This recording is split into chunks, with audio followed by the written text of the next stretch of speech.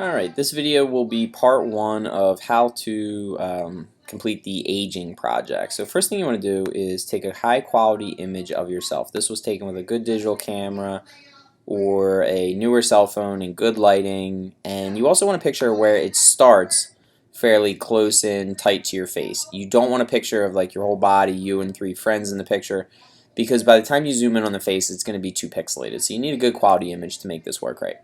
First thing we want to do is we are going to want to crop out the portion of the picture that we want to use. For that, we'll look at the settings here. The width should be 8 inches once you select the crop tool. Again, the keyboard shortcut to get to the crop tool is C.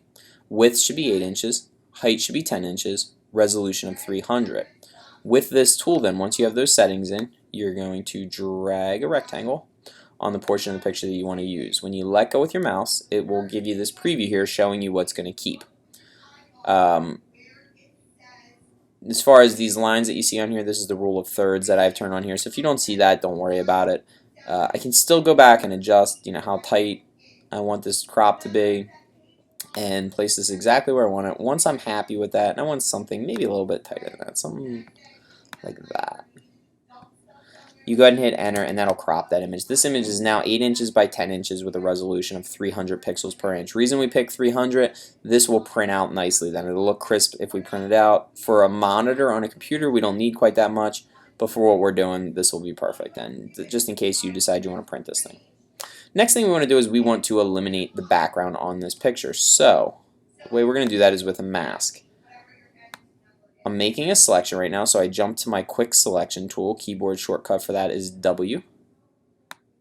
And I'm just kind of moving around. I'm painting right on top of the picture. You don't go over the edges with this tool, you just kind of start in the middle and work your way out. You can see there I got it pretty decent there. I just kept adding to my selection with this option at the top here.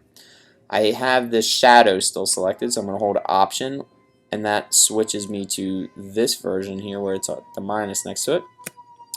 And I'm going to subtract out those parts that I don't want to be part of my selection.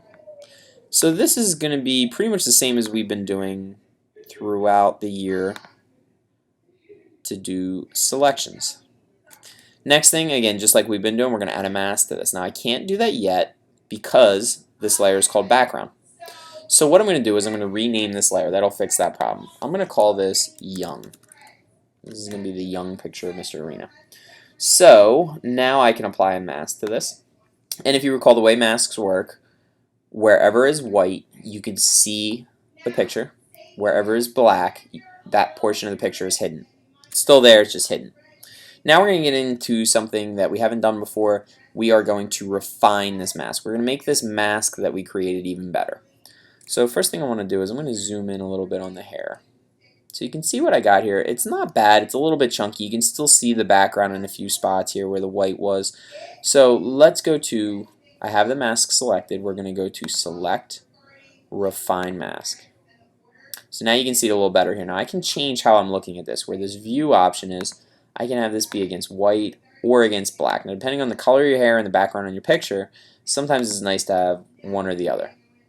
So for right now in mine, I'm going to leave it against black because my hair is light enough that I'll be able to see it. If you have darker color hair, you might be better off with on white. The advantage to on black is, again, I can see where that original background is. So in this little refine mask thing, it pulls up this menu, and I have really 3 tools here. There's a zoom tool, a hand tool. What the hand tool does, that just allows me to grab chunks and move them. The zoom tool, if I drag one way, zooms in, one way, zooms out. And then our actual tool that we're going to use is this edge detection tool, refine radius tool. The size of this you got to watch. You don't want it to be bigger than you need it to be. Reason for that, if I start using this tool on the center of my face here and I were to click with my mouse, it's going to kind of drop the opacity wherever I do this. So that would be kind of bad in that area. So what I'm doing is next to the letter P, to the right of the P are brackets. One makes this brush bigger, one makes it smaller. I'm making that about that big for my case. I'm going to paint over this edge, and when I let go with my mouse, the computer is going to, in a moment, see the color change between the brown hair and the white background, and it pulls out those individual strands like that once I let go with my mouse. So let's do that again, and when I let go, it automatically does that. So what I'm going to do is I'm going to work my way around the whole picture and do this. Now if you have strands that stick out further, you can paint further away off of your hair. And again, I'm just going to kind of work my way around here and continue doing this over the whole picture. Now I can actually even do this if I'm careful on the shirt and everything else, so I'm going to zoom out a bit here. And let's take a look at like the shirt. So if I do it on the shirt, again, I may want to zoom back in because I don't want to get too far onto the shirt, or else I'm going to start dropping the opacity of the edge of the shirt. The shirt's going to become like see-through. So I'm going to just paint this edge here and let it kind of figure it out on its own where that should be. I could even do that in my case on my beard here, and you can see it can pick up some of that. Now in here where this darker shadow is, it might have a little bit of trouble with that. Let's see how it does. Not bad.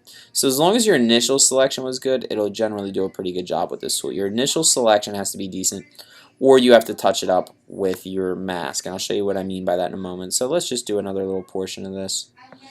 Alright, so again, you would go around your whole picture here. I'm going to stop there, and I'm going to go ahead and hit OK.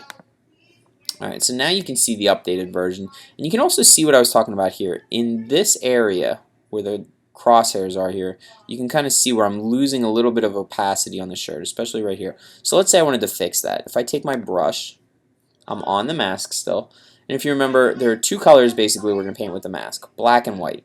White makes things show up, black hides those pixels. So what I want to do is I want to paint white in this area to bring back these pixels that I was losing. So where else I could use this would be if the shadows, I was having trouble getting rid of those with the refine mask thing. I could go and not paint white, but paint black over this area to eliminate any of those. So again, this is how we've kind of been doing it. And again, I just keep flipping back and forth between white and black and painting wherever I need it.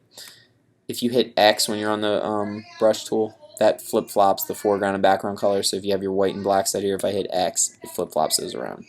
So I would use this refine mask thing. I would go back into that and I would fix the whole thing. So you can kind of see there at the top of the hair where I did this, it does a great job. Now the hair along the edges has a lowered opacity where we can kind of see through it. But that's how your hair is in real life, so it kind of works. The strands towards the outside are very thin. There's not many of them, so you can kind of see through those strands. So that would kind of what makes this look realistic. So when it's all said and done, you will have a nice cutout version of yourself. So that's the end of this first little section here. Make the selection perfect. If you need to get back into refining your mask, again, it was select, refine mask, and you can continue working on that. When you're all done, you hit OK.